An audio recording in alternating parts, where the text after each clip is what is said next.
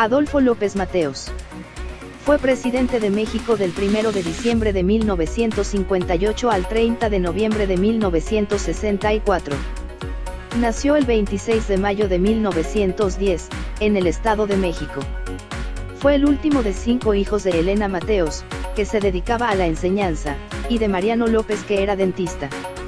Y como dato curioso, se decía que su verdadero padre era un conocido empresario español. En el año de 1937, contrajo nupcias con Eva Sámano.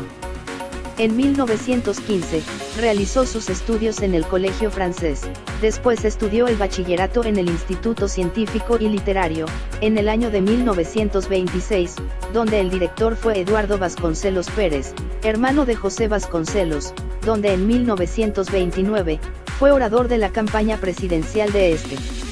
En 1934, se recibió como abogado de la Universidad Autónoma Nacional de México. A partir de 1940, ocupó diversos cargos en el ámbito político.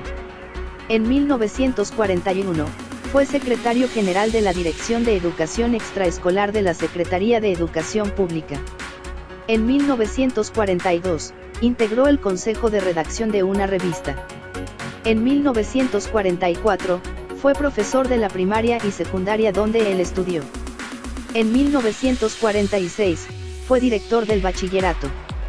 Fue senador ante el Congreso, representando al Estado de México hasta 1952.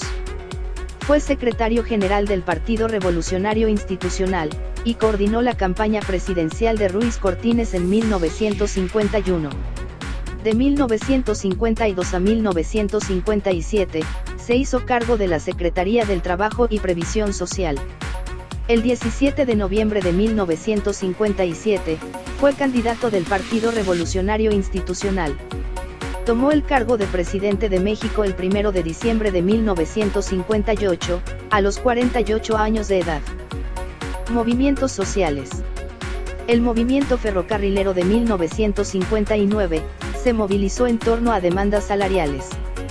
A este se sumaron los telegrafistas y electricistas.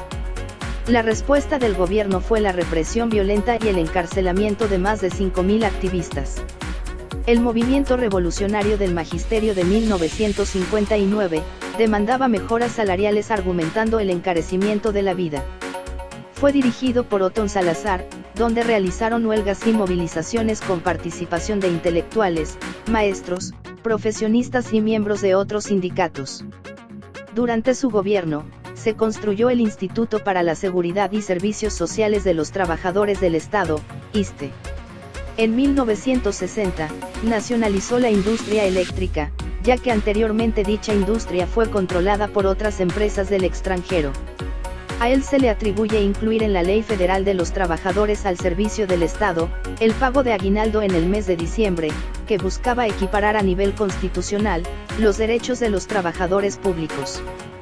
Fomentó el crecimiento de la cultura creando el Museo Nacional de Antropología en 1963, así como el Museo del Arte Moderno, el Museo de Historia Natural, y el Museo de la Ciudad, en 1964.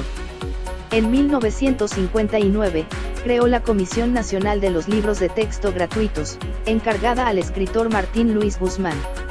La distribución de libros inició en 1961. Se construyeron unidades habitacionales.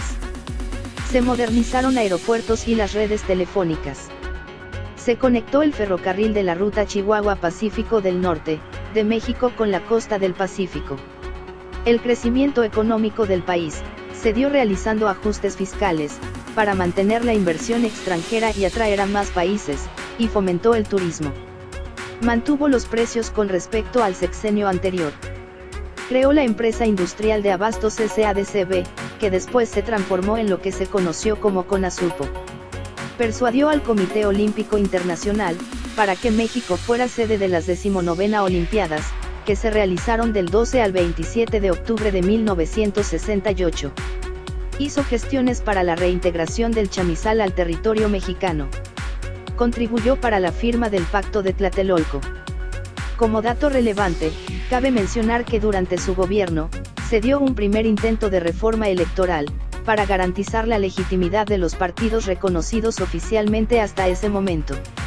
Es fundamental saber, que fue el presidente que más quisieron y apoyaron los mexicanos. A Cárdenas lo apoyaban los campesinos y obreros, pero la clase media no. Su calidez humana y sencillez formaron parte de su vida, sus logros personales y profesionales le dieron a México más de lo que se esperaba. Cuando concluyó su administración, su sucesor lo invitó a presidir el comité organizador de los 19 Juegos Olímpicos en la Ciudad de México. Renunció en 1965 por problemas de salud y lo sustituyó Pedro Ramírez Vázquez. Duró 2 años en estado vegetal, y murió el 22 de septiembre de 1969, en la Ciudad de México.